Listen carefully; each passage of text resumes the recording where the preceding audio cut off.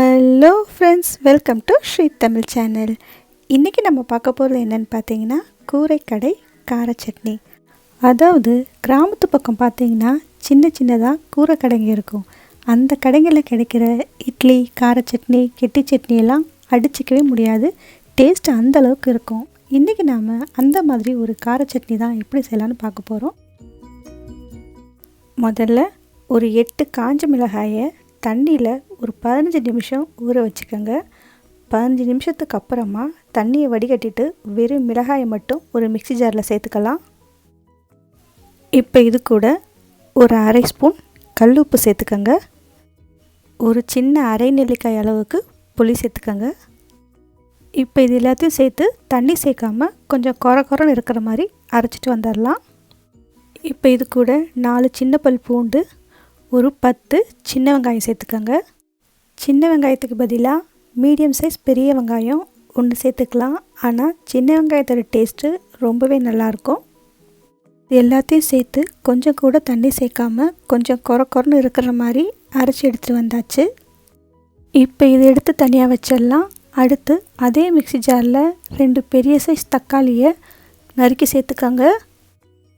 இப்போ தக்காளியை நல்லா மைய அரைச்சி எடுத்துகிட்டு வந்துடலாம். தக்காளியை ஓரளவுக்கு அரைச்சி எடுத்துகிட்டு வந்தாச்சு.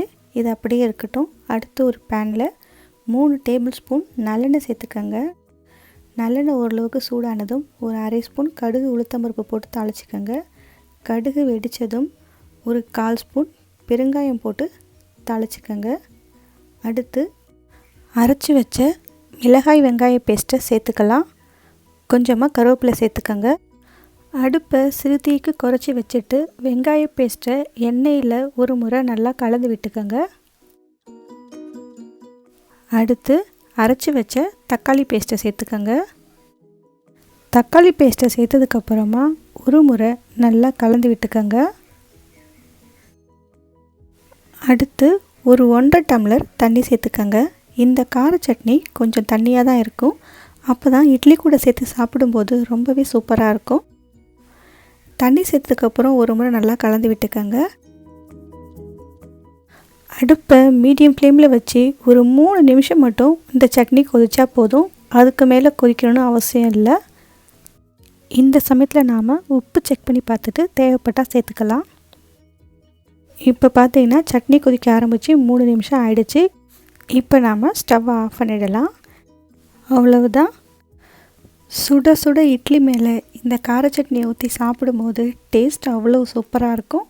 2 இட்லி சாப்பிட்டாலும் அவ்வளோ திருப்தியாக இருக்கும்.